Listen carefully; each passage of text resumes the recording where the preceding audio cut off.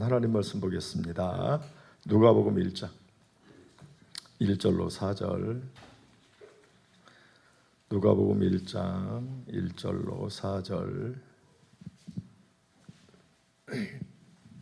저 한 절 여러분 한 절 마지막 절 다 같이 기독합니다. 누가복음 1장 1절로 4절 1절입니다. 우리 중에 이루어진 사실에 대하여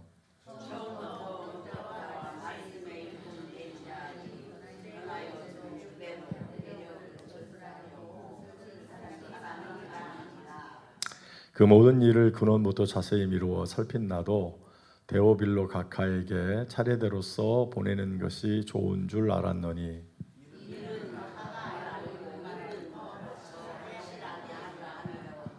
아멘. 주일 오후 누가복음 7장부터 이렇게 한번 살피다가 거꾸로 이렇게 살피다가 오늘 1장까지 오게 되었습니다. 오늘 읽었던 1장 1절도 4절 말씀을 보게 되면 이 누가가 어떤 사람인가, 그리고 또 누가가 누가복음을 왜 썼는가, 또 누가복음을 누구를 대상으로 썼는가, 또 그 사람이 무엇을 위하여 썼는가 등등이 나와 있는 것을 볼 수가 있습니다. 이 누가복음은 누가 기록했죠? 누가복음은 누가가 기록을 했습니다. 누가가 누가복음만 기록했을까요? 또 누가가 기록한 성경이요? 사도행전도 기록을 하게 되었습니다.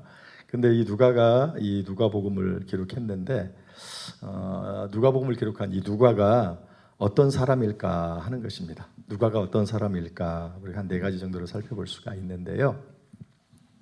이 누가는 골로새서 4장 14절 말씀을 보게 되면 의사라고 그렇게 이야기를 합니다. 한번 찾아볼까요? 골로새서 4장 14절. 졸리니까 골로새서 4장 14절. 띄워주어도 좋고요. 골로새서 4장 14절.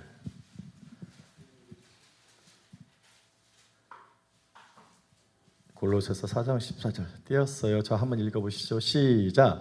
사랑을 받는 의사 누가와 또 데마가 너희에게 문안하느니라. 이 골로새서는 이제 사도 바울이 썼는데 사도 바울이 이 누가를 어떻게 소개하고 있어요? 사랑을 받는 의사다. 그러니까 누가의 직업이 의사였는데 어떤 사람이었어요? 사랑을 많이 받는 의사였던 것을 볼 수가 있습니다. 이 사람은 일반 사람들을 대상으로 고치는 의사라고 하기보다는 사도 바울과 함께 복음 사역을 하면서 사도 바울의 주치의라고 이렇게 우리가 볼 수가 있습니다. 어쨌든 누가는 의사였던 것을 볼 수가 있습니다. 그러면 그냥 말만 의사냐라고 했을 때 이 누가복음을 누가가 썼어요? 누가가 썼어요. 근데 누가복음을 이렇게 쭉 살펴보게 되면 그 의학적인 용어가 많이 나오는 것을 볼 수가 있어요. 고창병 들린 자 이렇게 나오거든요. 고창병은 보통 사람들 잘 몰라요. 이건 전문 용어이거든요. 그러니까 누가복음을 쭉 보게 되면 그 사람이 사용한 전문적인 의학 용어가 많이 등장하고 있는 것을 볼 수가 있습니다. 사도 바울이 증거한 증거도 의사이지만 실제로 그가 기록한 내용을 이렇게 잘 살펴보면 그 전문적인 의사 용어가 많이 나오는 것을, 의학 용어가 많이 나오는 것을 보아서도 그는 틀림없이 의사였구나. 특별히 사도 바울의 주치의로 사랑을 많이 받는 의사였구나 하는 것을 우리가 알 수 있다는 것입니다. 두 번째로 이 누가는 어떤 사람이냐 할 때 바울과 친구일 뿐만이 아니라 바울의 동역자였다라고 하는 것을 알 수가 있어요. 사도행전 16장을 한번 보면 사도행전 16장 10절을 보게 되면 이 의사 누가가 사도 바울과 함께 동행을 많이 했던 것을 볼 수가 있어요. 사도행전 16장 10절에서 17절 말씀이나 20장 5절에서 15절 말씀이나 21장 1절로 18절이라든지 27장 1절로 28절 이런 것들을 쭉 보게 되면 사도 바울과 이제 그가 함께 동행했던 것을 볼 수가 있습니다. 17절 보면 이렇게 그가 바울과 우리를 따라 소리 질러 이르되 쭉 이렇게 보게 되면 누가가 그와 동행했던 사실을, 그러니까 사도 바울이 이제 뭐 죄소로 잡혀 있을 때에도 같이 동행했던 것을 볼 수가 있습니다. 다 찾아보기가 그러니까 아까 우리가 골로새서 4장 14절을 봤죠. 거기 다시 한 번만 띄워주세요. 골로새서 4장 14절. 사랑을 받는 의사 누가와 또 데마가 너희에게 문안하느니라. 이게 지금 사도 바울이 어디서 편지를 썼을까요? 감옥에서. 지금 감옥에 이 누가도 함께 있다는 거예요. 그러면서 사도 바울이 나와 함께 있는 이 누가 너희에게 이렇게 문안한다, 지금 이야기를 하고 있는 것을 볼 수 있고요. 빌레몬서 1장 24절 한번 띄워주세요. 빌레몬서 1장 24절. 빌레몬서 1장 24절.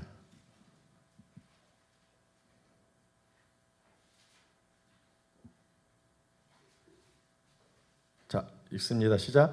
또한 나의 동역자 마가 아리스타고 데마 누가가 문안하느니라.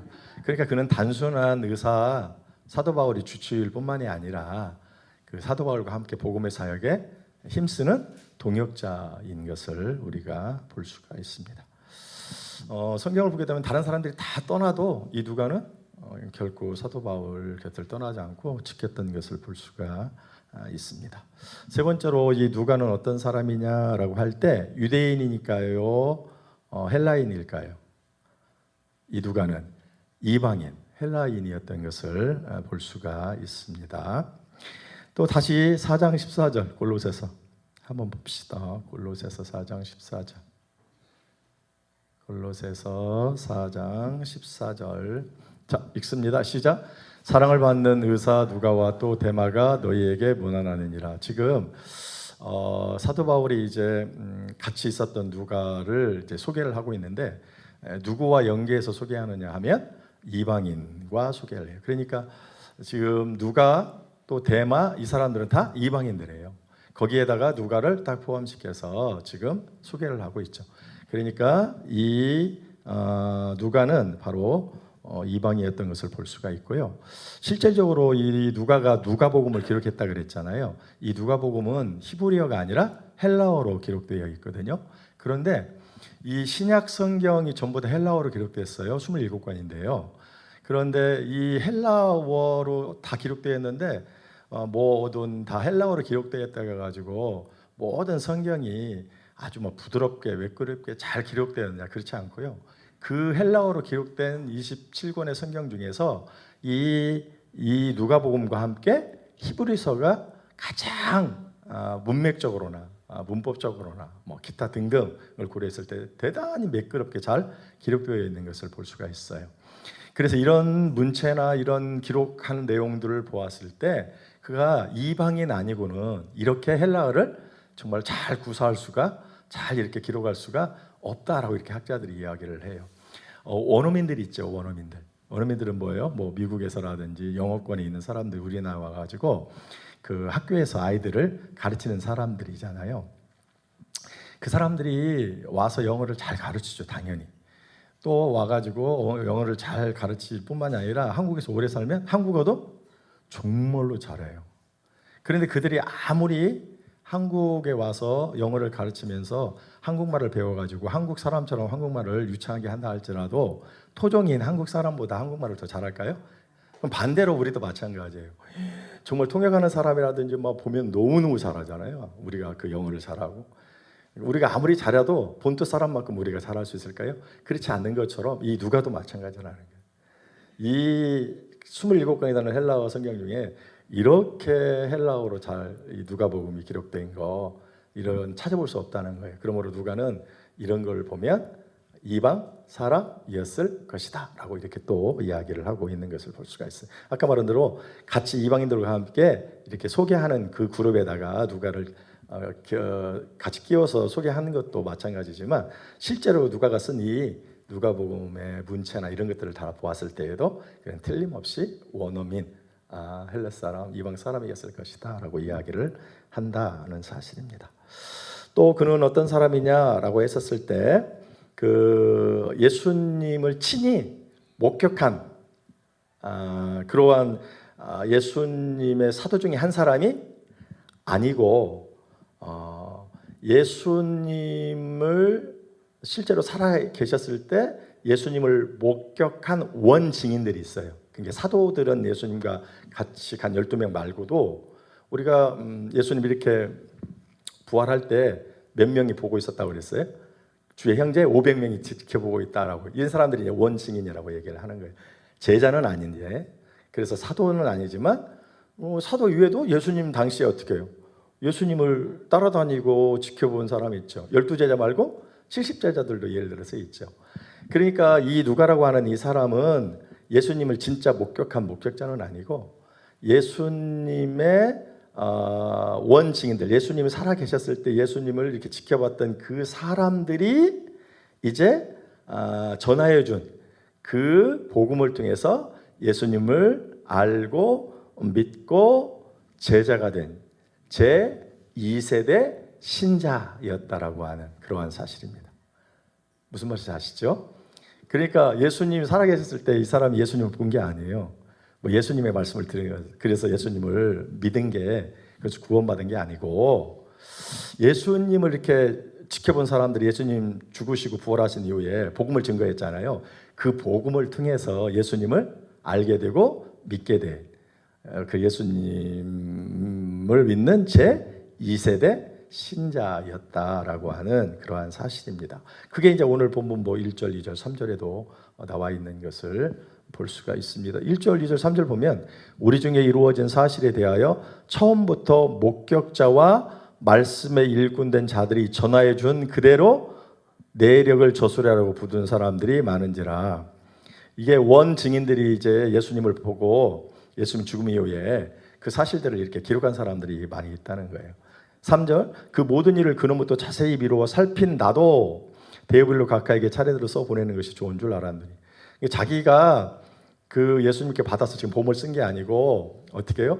예수님 살아계셨을 때 원제자들이 예수님에 대해서 써놓은 많은 기록들을 통해서 자신도 알게 되고 믿게 되고 구원받았는데 이 사실을 내가 지금 데오빌로 각하에게 다시 증거하려고 한다라고 이렇게 얘기하는 것을 볼 수가 있어요. 이처럼 누가는 예수님의 원제자는 아니고 원제자들이 전해준 복음을 통해서 예수님을 믿고 예수님의 제자가 된 제2세대 기독교 신자였다는 것이죠. 정리하면 그는 뭐예요? 의사인데 사랑을 받는 의사. 더 나아가서 바울의 친구이자 동력자 같이 복음을 전하는 사람이었고 그는 이방인이었고 그는 예수님을 만났던 원저자가 전해준 그 복음을 통해서 예수님을 알고 믿고 구원받은 제2세대 신자, 기독교 신자. 그 사람이 바로 누구라고요? 누가였다는 것이죠. 그러면 이제 이 누가가 이 누가복음을 뭐 했어요? 기록했어요. 그죠? 그러면 누가복음을 기록한 목적이 뭘까라고 하는 것이죠. 왜 이 누가가 이 누가복음을 기록했을까? 자, 표면적인 것은 이 누가복음을 왜 기록하려고 그렇게 했는가? 또는 누구한테 이제 기록하려고 하는가를 우리가 생각해 볼 수 있는데 이 누가가 이 누가복음을 기록한 이유는 결국 이제 데오빌로에게 이제 이 복음을 전해주기 위해서 기록을 했는데 기록하려고 하는 그 내용이 데오빌로에게 무엇을 가르치려고 이 누가복음을 기록하게 되었을까라고 하는 그러한 사실입니다. 다시 말해서 이 누가가 누가복음을 기록한 목적은 예수님의 사역이 있죠. 예수님의 사역과 십자가의 부활 사건에서 일어난 구약의 예언이 어떻게 성취되었는가라고 하는 것을 이제 가르쳐 주려고. 예수님의 구약에 보게 되면 이제 하나님께서 하나님의 구원을 이제 예언하셨는데 그 하나님의 구원이 어떻게 예수님에 의해서, 그러니까 예수님의 십자가의 고난과 그 다음에 부활을 통해서 구원이 어떻게 이루어졌는가라고 하는 것을 이제 가르치려고 이 누가복음을 기록하게 되었다라고 하는 것이고, 더 나아가서 이와 같은 구원은 유대인들뿐만이 아니라 이방인들도 이제 구원을 얻게 된다라고 하는 사실을 가르치려고 이 누가복음을 기록했다라고 하는 그러한 사실입니다. 그래서 누가복음의 주제를 그냥 딱 한마디로 얘기하면 구원 또는 구원의 성취라고 이렇게 이야기할 수 있다라는 거예요. 그래서 누가복음을 쭉 살펴보게 되면 특별히 이 구원을 받은 이방인들이 구원받는 그 사건들이 대단히 많이 기록되어 있는 것을 볼 수가 있습니다. 예컨대 누가복음 7장 가보면 죄 많은 여인이 용서를 받고 구원을 얻는 이야기가 나오기도 하고, 또 세리들과 또 이제 수없이 많은 식탁 교제를 통해서 세리들을 구원하는 구원의 이야기가 많이 나오는 것을 볼 수가 있습니다.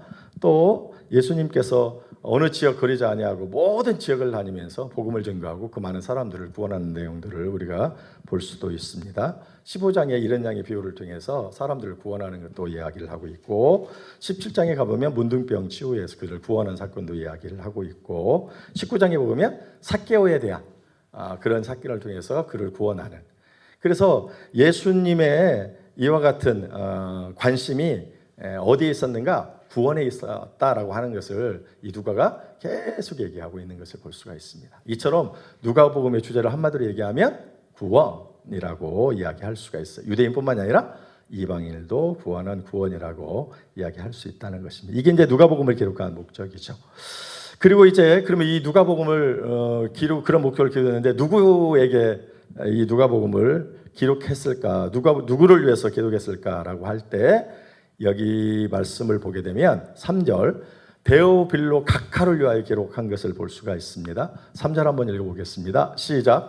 그 모든 일을 근원부터 자세히 미루어 살핀 나도 데오빌로 각하에게 차례대로 써 보내는 것이 좋은 줄 알았노니. 그 지금 누가가 이 누가복음을 쓰는 이유가 누구를 위하여?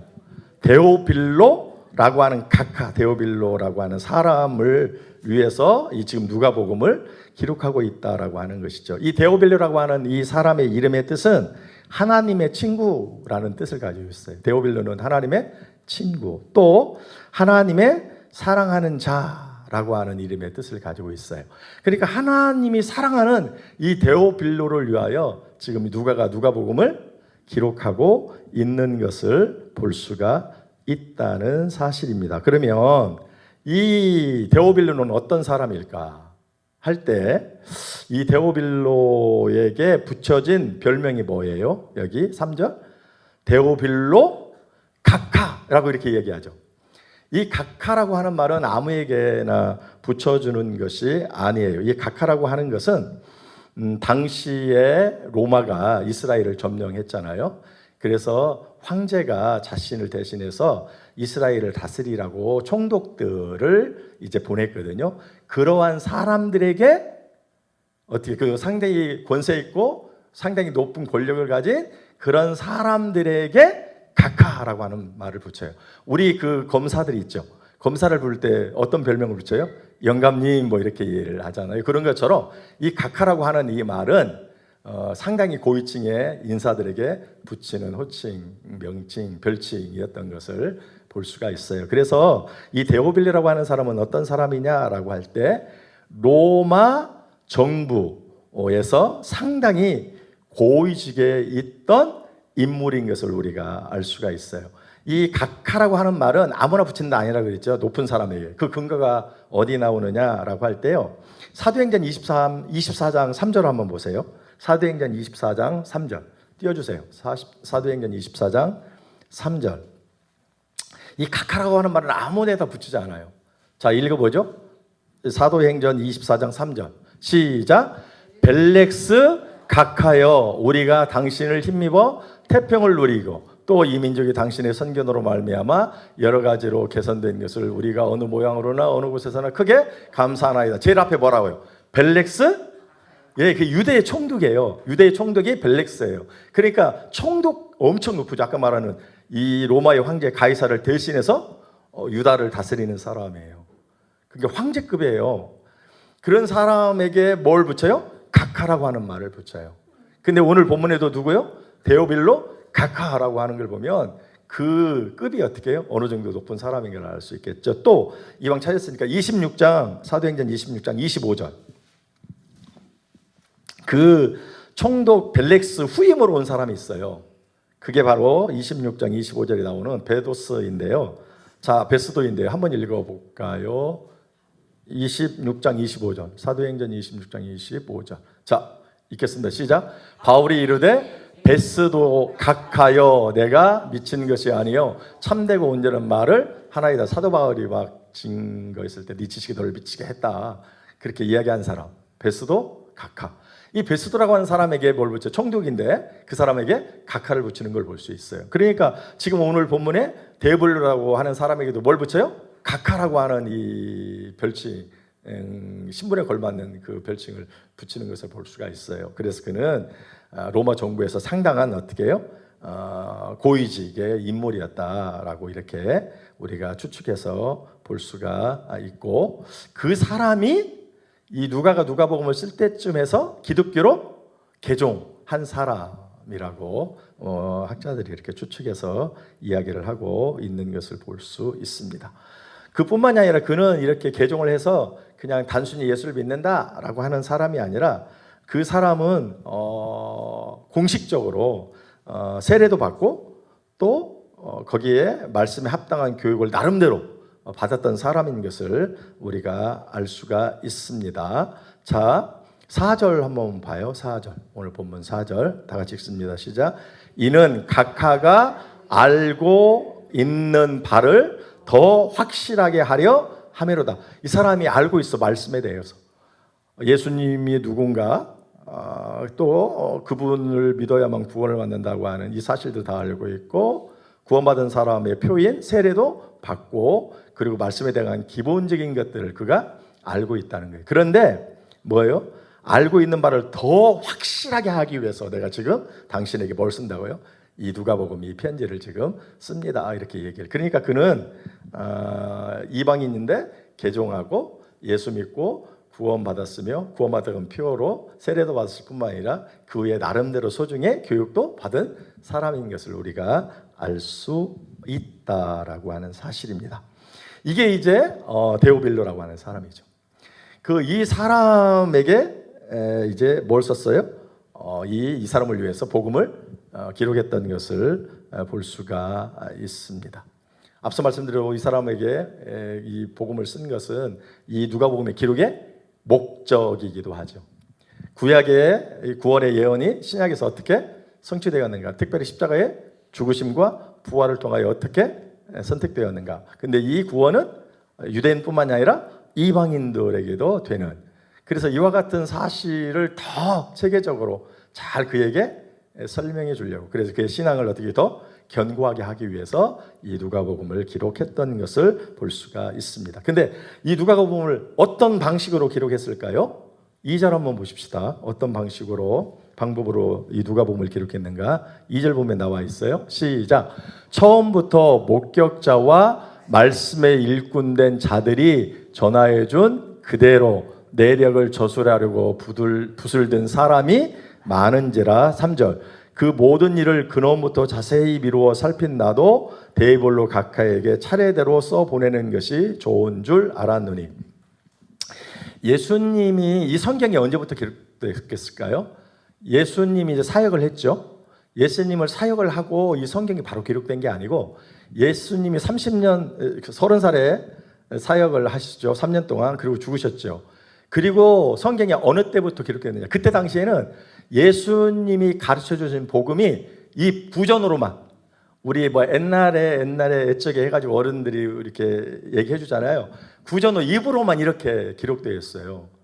그런데 예수님이 죽으신 이후에 이제 60년 후부터 이제 필요성을 느끼는 거예요. 이거 다 예수님 당시에 그 살았던 예수님께 복음을 듣던 사람들 나이 먹고 어떻게 해요?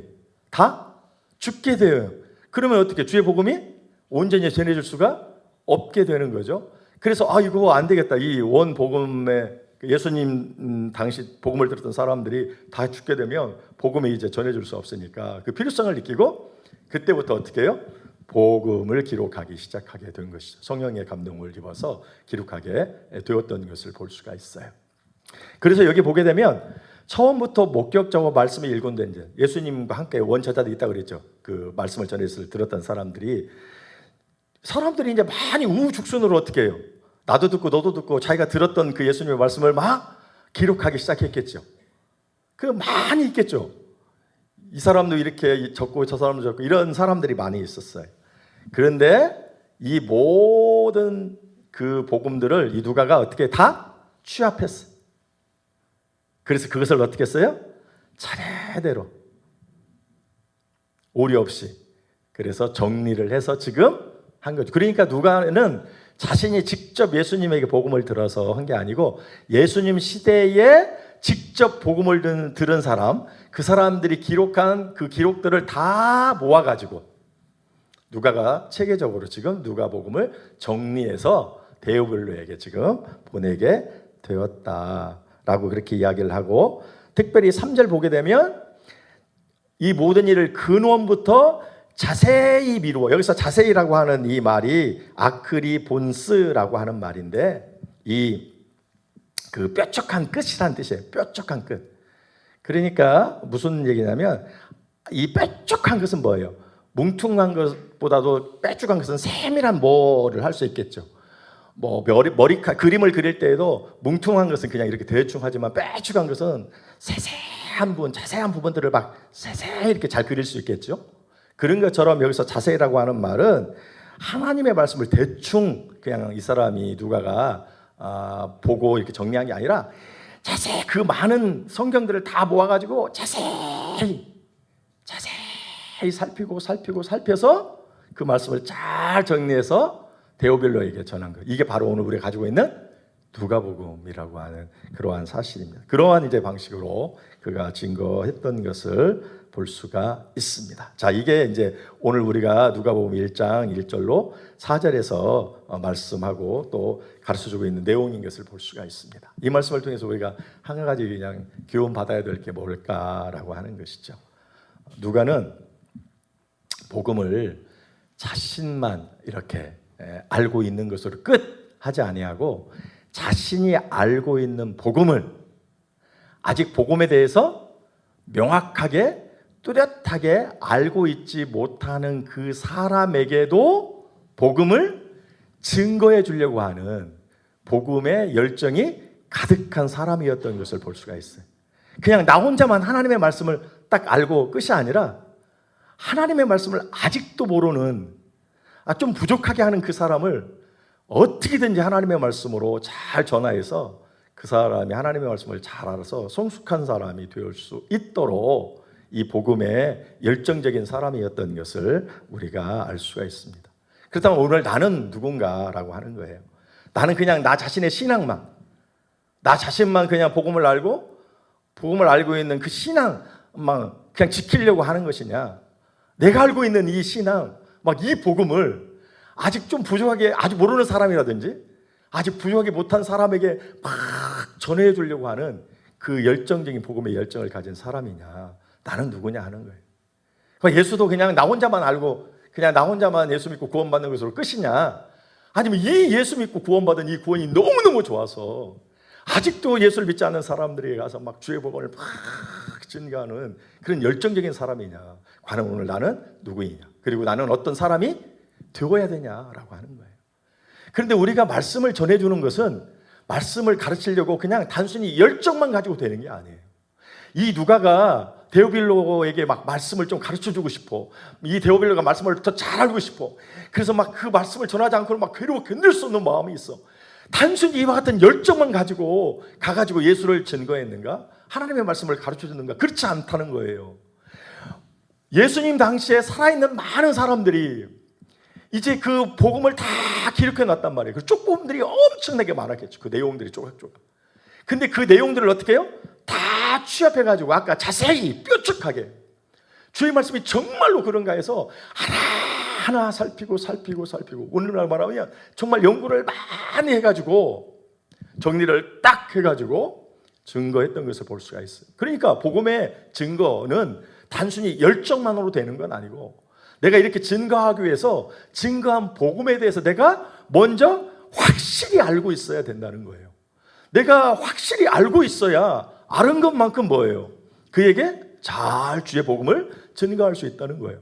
그러니까 오늘 우리가 당연히 어떤 사람이 되는 거, 나 혼자만 복음을 알고 그 복음으로 나 혼자만 구원을 받고 그 복음의 신앙만 나 혼자 지키는 게 아니라, 우리는 이 아직도 복음을 모르는 사람, 또 정확하게 알지 못하는 사람에게 복음을 증거하고 그를 잘 증거해서 그를 성숙시킬 수 있도록 그렇게 해야 되는데, 그렇게 하게 된 전제 조건은 오늘 내가 그렇게 할 수 있는 실력 있는 사람, 말씀을 정확히 내가 알고 있어야 된다라고 하는 그런 사실입니다.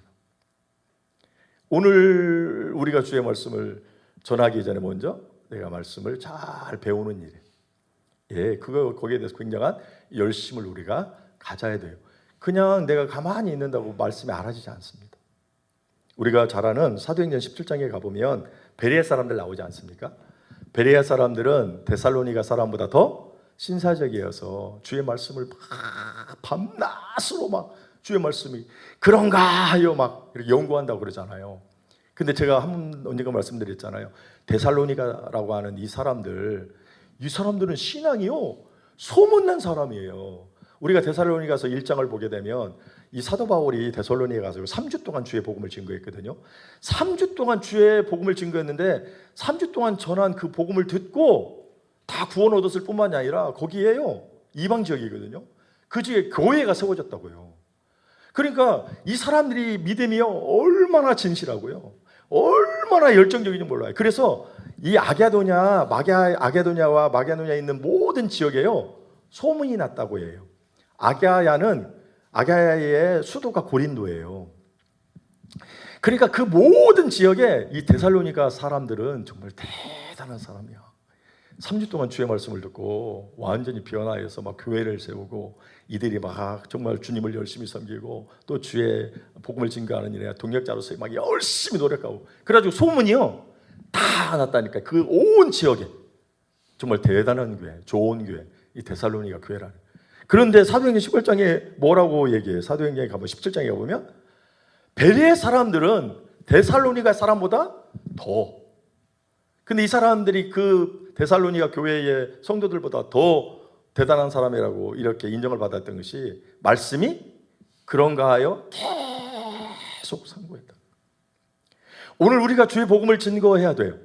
증거하기에 앞서서 먼저 오늘 내가 말씀에 배우는 일에, 말씀을 알아가는 일에 더 열정적이어야 되고, 그래서 주의 말씀을 내가 잘 가르쳐 배워서 갖추고 있어야 돼요. 그 다음에 뭐요? 이것을 이 복음을 전하지 않으면 안 되겠다고 하는 그 막 열정이 있어서 그 열정으로 주의 복음을 증거해야 된다라고 하는 것이죠. 특별히 오늘 본문을 보게 되면 우리가 복음을 증거할 대상이, 오늘 이 누가는 아까 상당히 높은 권력가들이잖아요. 그 사람에게도 복음을 증거했거든요. 우리가 복음을 증거할 때 예수님을 본받아서 또 힘들고 어려운 이런 사람들에게, 보편적인 사람에게도 증거하는 것도 중요한데요, 때때로 어떻게 해요? 사람을 가리지 않고요, 그러한 권력 있는 사람, 권세 있는 이런 사람들에게도, 우리가 좀 그렇게 가난하고 좀 우리하고 비슷한 사람들에게는 모르겠어요, 동명상련 그런 생각이 있어서 그런지 모르지만 편하게 생각하고 그래도 복음을 증거하는데, 나보다 월등하게 뛰어나다라고 하는 사람들, 권력 있는 사람들, 많이 배운 사람들, 명예인, 이런 사람들한테는 복음을 증거하는 일에 상당히 꺼리는 일이 있는데 우리는 그렇게 하면 안 된다는 거예요. 사람을 가리지 않고요, 많이 배운가 그렇지 못한 걸 가리지 않고요, 또 가진 것이 많이 있거나 그렇지 않는가 이런 상관하지 않고요, 모든 이들에게 주의 복음을 증거해야 돼요. 사람들이 오해하는 게 그거예요. 예수님의 별명이 뭐예요? 죄인과 세리의 친구로다, 그렇게 이야기를 하거든요. 그래서 예수님은 맨날 그런 사람들에게만, 가난한 사람들에게만, 세리와 죄인과 이런 사람들에게만, 창녀와 이런 사람들에게만 복음을 증거하는 것으로 알아요. 예수님이 정말 그랬는가요? 그렇지 않아요. 예수님의 부자 관원이 있죠. 이 사람들 오늘 국회의원처럼 그렇게 상당히 높은 사람들이에요. 우리가 잘 아는 아리마대 요셉, 이 사람도 상당히 니고데모, 이 높은 권력을 가지고 있는 모든 권력자들로부터 존경을 받는 그런 사람이거든요. 부자 청년 다. 그런데 왜 예수님이 가난한 자의 친구라고 하는 이와 같은 호칭을 받고 실제로 그렇게 가난한 사람들에게 열심히 증거했는가? 주님은 가난한 사람들에게도 복음을 증거했을 뿐만 아니라 높은 사람들에게도 전했거든요. 근데 높은 권력을 가지고 있는 사람들이 예수님이 전해준 복음을 받아들이지 않았을 뿐이라는 거예요. 그래서 상대적으로 어떻게 해요? 연약한 사람들이 또 복음을 마침 잘 받아들여서 주로 예수님이 복음이 그런 어려운 사람들에게만 전하는 것으로 생각되지만 예수님은 높음과 낮음을 가리지 않고요. 사람을 이렇게 구분하여 전하지 않고요. 모든 이들에게 동일히 복음을 증거했다는 것을 볼 수가 있습니다.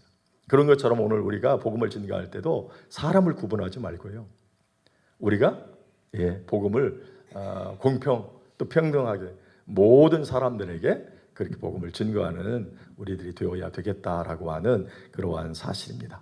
오늘 특별히 이 누가가 누구이며 또 데오빌로가 누구인가 등등을 살피면서 우리도 누가처럼 어쨌든 주의 복음을 열정적으로 좀 증거하기에 앞서 내가 먼저 주의 복음을 배우는 일에 또 잘 체계를 또 지식을 갖추는 일에 열심을 내어야 되겠다는 것과 아울러 그런 상황에서 굉장한 열정을 가지고 복음을 증거하되 사람을 가리지 않고 평등하게 모든 이들에게 주의 복음을 증거하는 그와 같은 누가가 되시기를 예수님의 이름으로 축원을 드립니다.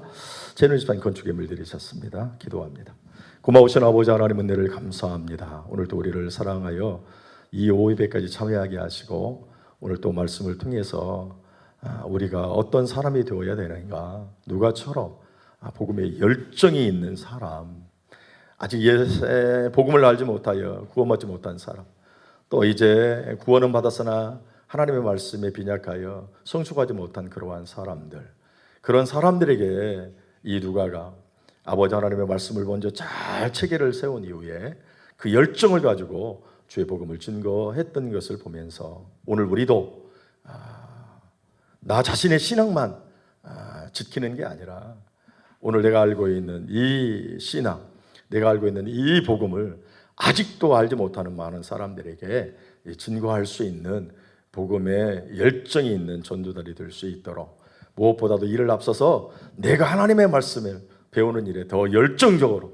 참여하고 그래서 하나님의 말씀을 잘 갖춘 이후에 어떤 열정으로 주의 복음을 열심히 증거할 수 있는, 바르게 증거할 수 있는 전하되 이제 사람을 구분하지 아니하고 모든 이들에게 전할 수 있는 오늘 참 전도자들이 될 수 있도록 하나님 도와 주시옵소서. 최윤호 집사님 하나님 앞에 귀한 예물을 올려드리며 주의 도우심을 구하고 있사오니 이 예물을 받으시고 하나님께서 그의 믿음대로 넘치는 복으로 함께하여 주시고 하나님 나라의 귀하게 쓰임받는 귀한 종이 되게 하여 주시옵소서. 예수님의 이름으로 축복하오며 감사 기도 올리옵나이다. 아멘.